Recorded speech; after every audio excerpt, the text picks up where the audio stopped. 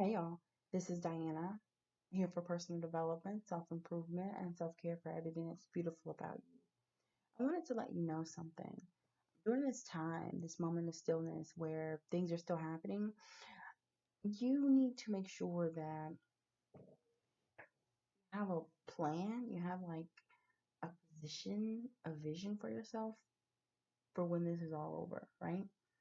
Because things are going to be different. It's not going to be the same. Nothing will be the same. You need to really get that in your head. Also, oh, and just a good point of reference is like 9/11, for instance. Things change. So it's going to change in that type of fashion, right? And it could even be more drastic than that. Here's another thing, our economy, right? It needs us. And so we need to make sure that we don't like leave it in the hands of the government, but or leave it in the hands of our employer, right? To be financially fit, if you will. So I just want you to know that things are still happening. Contracts are still being signed. People are still doing things. Business deals are still being made. Sales are still happening. Purchases still being made, right? You need to use your creativity, your spirituality to channel professional success, whatever that looks like for you. If you don't know what that looks like for you, we can have a conversation about it. I'm open to it. DM me, email me, whatever. Get a hold of me. Now, with that being said, underneath that all is you need to also heal and you need to make sure that you're not carrying baggage with you, you know.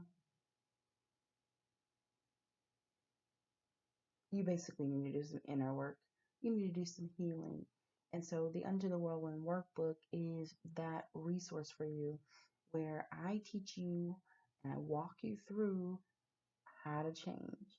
I give you this passage, if you will, into growth, into soul development with interactive worksheets, over 90 pages. And these are beautiful pages and thought provoking questions and thought provoking prompts, as well as proses to help you really get into the mindset you need to see some change in your life or change in the dynamics of your life.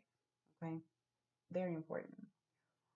So with that being said, both of those require you to like be of action, right?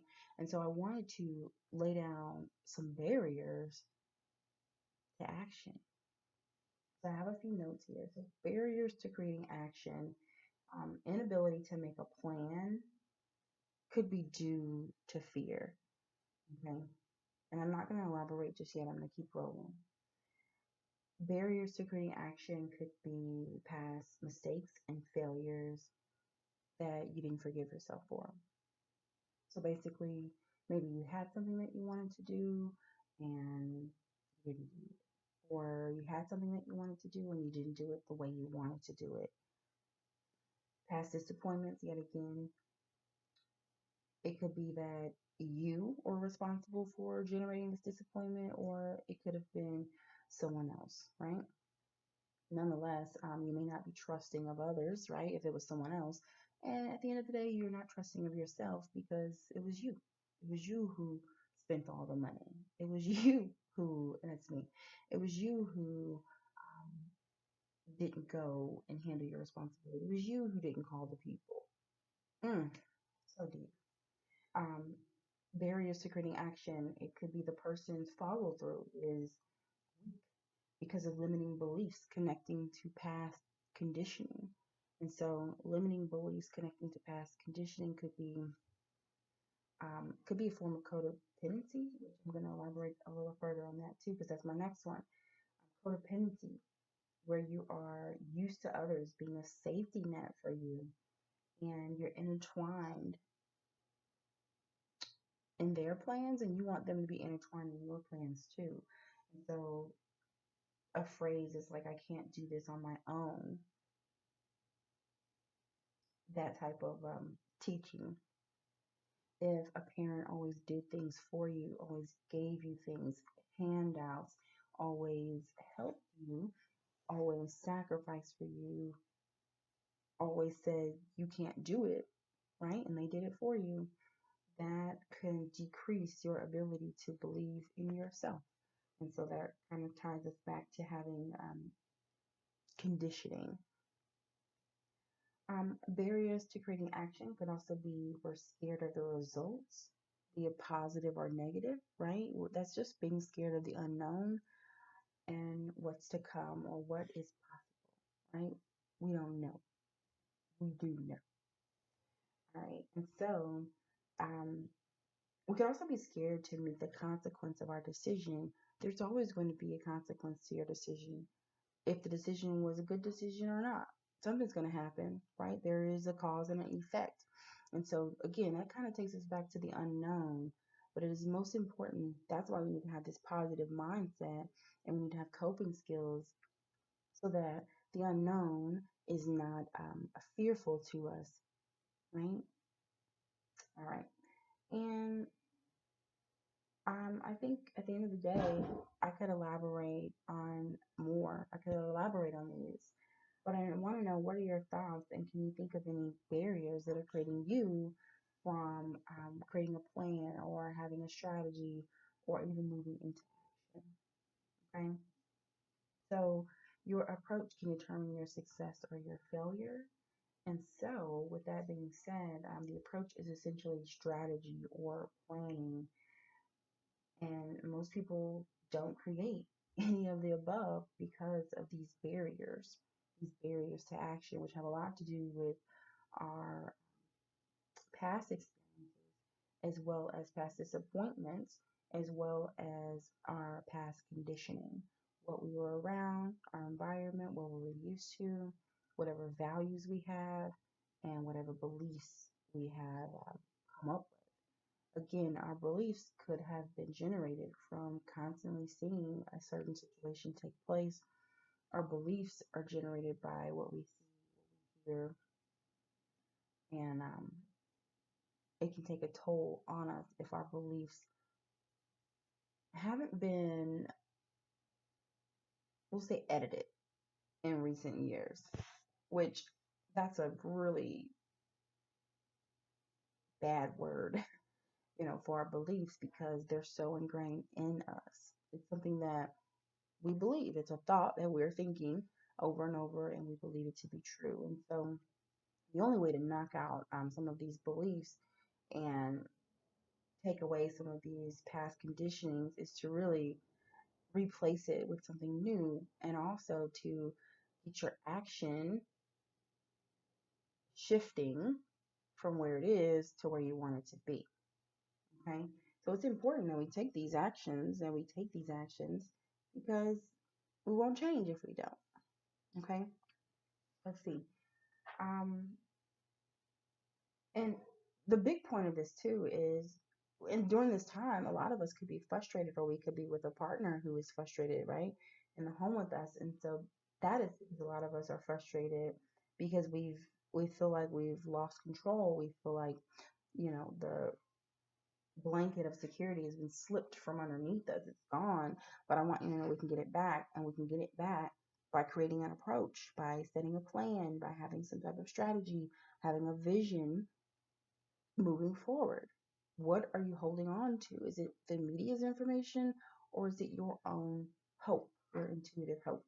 And so I hope it's your intuitive hope. And again, think about these different barriers that exist. If you have a question on them, definitely let me know so that I can elaborate further for you. You need a strategy to determine what is and what ain't. Okay? Because you have to decide this strategy, this plan, this vision, it's going to be the platform that you stand on. It's going to be your solid foundation, right? Of where you're going without anyone. Because who are you counting on? We have to count on ourselves. We have to count on ourselves. And even to like preach that, I was so shocked that the government wanted to give us money. Some of us, right? Because I was like, oh, they're just going to let us do what we do. survive. I'll stop there. So during this time, I want you to think about what is working or what was working and what has worked for you. And then think about those things that aren't working. What is giving you resistance? What's giving you confliction, right? We need to tweak that or dismiss it. And the why is because, you feel lost without a plan. At least I do. I feel really lost without a vision. And I also feel like I lack in strategy. And strategy to me, I know it's, meticulous and it's prudent and it's, obviously strategic, but strategy is fluid. It's like I'm able to pivot. I'm able to pivot. I'm able to cause these plays. I'm able to shift. I'm able to make things happen. I'm able to move. And that is beautiful. But you can't move if you're stuck in past conditioning. You can't move if you're stuck in fear. You can't move if you're stuck in doubt. You can't move if you're stuck in emotion and self-limiting beliefs. So, who determines your reality? Is it you, or is it the media, or is it the government, or is it your Instagram, right? Who determines your reality? That's the question, because if you are into anything else besides yourself, you're at a disadvantage. Okay? You're at a disadvantage. So please plan, strategy, vision, put the pen to the paper. Okay? And feed yourself, not with food. I mean, I want you to eat, but I'm just saying, feed yourself some goodness. Some goodness along the lines of, this is where I want to be, this is what I want to do. Like, feed yourself the mental goodness that you know you want. It does require some silence. It does require a space of solitude, maybe, where you would, again, find that place where you can think. Because strategy, planning, and that vision of knowing what you really want requires you to think about those things and be as less distracted as possible. So this is not really the video that I wanted to give you initially today. This is actually something that I created, it looks like on April the 7th. And here it is 3 days later, but divine timing, right? I hope this hits home for you, and I hope that you plan. I hope that you move into action. I'm moving into action, and when you move into action, the momentum is amazing. Meaning you just keep moving, you just keep going, you just keep going. And yeah, you can feel fear in the midst of that, but it's important to have that end goal in mind and never forget it.